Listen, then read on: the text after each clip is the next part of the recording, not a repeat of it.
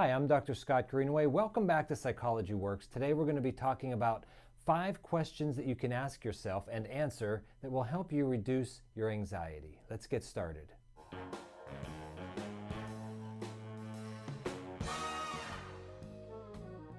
A lot of times our anxiety is based on worrying about some future event. We have in our mind the desired outcome and we feel like it has to turn out that way or else all is lost, it's going to be a big catastrophe. And sometimes we could be right, sometimes we may be over-exaggerating that.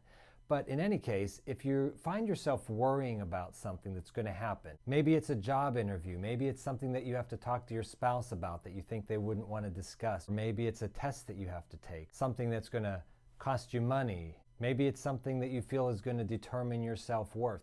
Whatever it is, you have worries about how something's going to turn out. Here are the 5 questions to ask yourself. Number 1, what is the worst case scenario? Think in your mind, what am I actually worried about here? Is it that someone's going to be upset with me and then not want to associate with me anymore? Is it that it's going to cost me a lot of money? Is it something that's going to make me look bad? And in that case, it's back to people aren't going to want to associate with me because how it's going to make me look. It's going to reveal some flaw that I have, something like that. So what is the worst case scenario? Number 2, what are the odds of that happening? A lot of times when we're anxious, we're thinking in extremities. And when we really think about it, the worst case example usually is very unlikely to happen. Regardless of what the answer is, be honest about it. What are the chances of that happening? 0% to 100%. Number 3, what is the best case scenario? If you could have this work out to the utmost nth degree of goodness, what would that be? And then ask yourself, what are the odds of that happening? Probably not very high because, again, you've come up with some extreme. And then you say to yourself, what is the most likely outcome? What is most likely to happen? And the answer is usually going to be somewhere in between those extremes. If it's not, it's not. We got to face reality sometimes. Now, the last question, which is maybe the most helpful, is you say to yourself, if this worst case scenario actually happened, could I live with it? Could I accept it?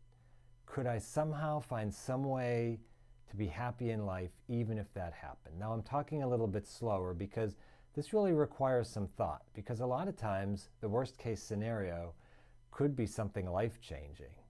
And even in that scenario, you ask yourself, if that happened, if I see other people in the world who that has happened to, were they able to get through it? Were they able to accept it and somehow live with that reality, even though it was unpleasant, even though it was something that they wouldn't have hoped for?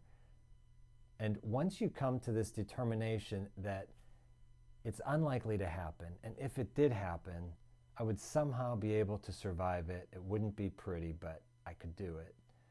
The anxiety starts to get less and less. So the next time you're worrying, ask yourself those questions. And if you counted, there might have actually been 6, but that's okay. We're not going to tell anybody.